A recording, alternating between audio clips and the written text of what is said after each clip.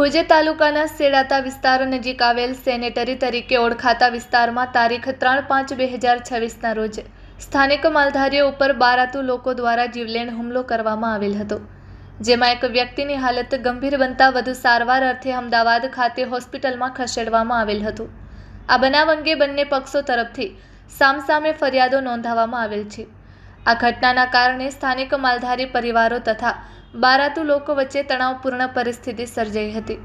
સ્થાનિક સ્તરે મળતી માહિતી મુજબ અથડામણમાં સંડોવાયેલા કેટલાક લોકો મૂળ પાકિસ્તાનથી હિજરત કરીને ભારતમાં આવેલ હોવાનું જાણવા મળેલ છે, તેમજ કેટલાક લોકો કચ્છ જિલ્લાના મૂળ રહેવાસી ન હોવા છતાં અન્ય વિસ્તારોના સરનામા દર્શાવી હાલમાં ભુજ તાલુકાના સેડાતા નજીકના સેનેટરી વિસ્તારમાં વસવાટ કરતા હોવાનું માલુમ પડે છે। કચ્છ સરહદી જિલ્લો હોવાથી અહીંની સુરક્ષા, કાયદો વ્યવસ્થા અને સામાજિક શાંતિ જળવાઈ રહે તે અત્યંત જરૂરી બાબત છે। આવા વિસ્તારમાં બહારથી આવી વસવાટ કરતા તથા અસામાજિક પ્રવૃત્તિઓ દ્વારા સ્થાનિક વાતાવરણમાં અશાંતિ ફેલાવવાનો પ્રયાસ કરતા તત્વોની કાયદેસર અને તલસ્પર્શી તપાસ થવી અત્યંત આવશ્યક છે। આથી માંગ કરવામાં આવી છે કે સ્થાનિક માલધારીઓ ઉપર થયેલા હુમલામાં સંડોવાયેલા તમામ આરોપીઓની નિષ્પક્ષ, ઊંડાણપૂર્વક અને કાયદેસરની તપાસ કરવામાં આવે।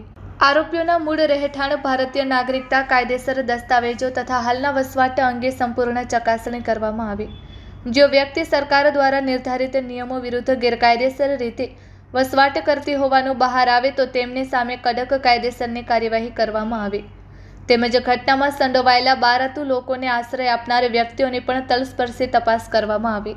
આ હુમલામાં એક વ્યક્તિને ગંભીર ઈજા પહોંચતા વધુ સારવાર માટે અમદાવાદ હોસ્પિટલ ખાતે ખસેડવામાં આવેલ હોવા છતાં માનકુવા પોલીસ દ્વારા હત્યાની કોશિશ સંબંધિત યોગ્ય કલમો લાગુ કરવામાં આવેલ નથી। આથી આરોપીઓ સામે હત્યાની કોશિશ સહિતની યોગ્ય અને કડક કલમો ઉમેરવામાં આવે।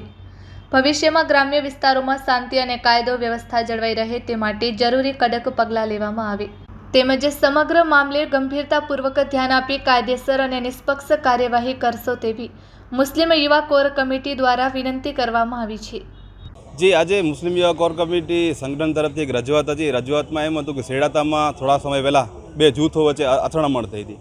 હવે સ્વાભાવિક છે અથડામણ થાય, પણ આમાં અલગ એક પ્રકારની વસ્તુ નીકળી છે શોધખોળમાં કે જે એક વ્યક્તિ છે મુસ્લિમ માલધારીઓ જે છે એ મૂળ ભારતીયો છે, જે સામેવાળા જૂથમાં છે અમુક લોકો જે છે ભારતના છે જ નહીં, અહીંયા કચ્છના છે જ નહીં, તેવા લોકો દ્વારા છેલ્લા ઘણા ટાઈમથી એ લોકોને હેરાન અને પરેશાન કરવામાં આવી રહ્યા છે। એ બિચારા માલધારીઓ હર વખતે ખામોશ થતા આવે છે, પણ આ વખતે ઘણી જ ગંભીર પ્રકારના આ લોકો ઉપર જુલ્મ કરવામાં આવ્યા અને માથામાં ઘણી ઈજાઓ થઈ હતી। એક શખ્સ જે ત્યાં અમદાવાદમાં રિફર કરવામાં આવ્યું હતું।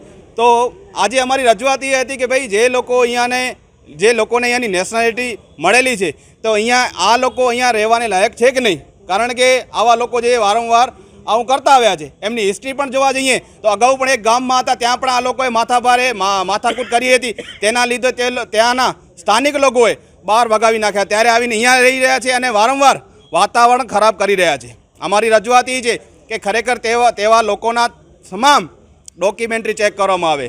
આ એફઆઈઆરમાં જાલોરનું નામ બતાવે છે, પણ અહીંયા તો પછી જાલોરમાં છે તો પછી આખું રાજ્ય કેમ બદલીને આવી ગયા? કારણ કે અમુક વખતે એવું થાય છે કે રાજકોટ અને અમરેલી વિસ્તારમાં જે સ્થળાંતરિત કરેલા લોકો હોય તેમને ત્યાં રાખવામાં આવે છે, કેમ્પ છે ત્યાં રાખવામાં આવે, તો પછી અહીંયા કચ્છમાં કેમ?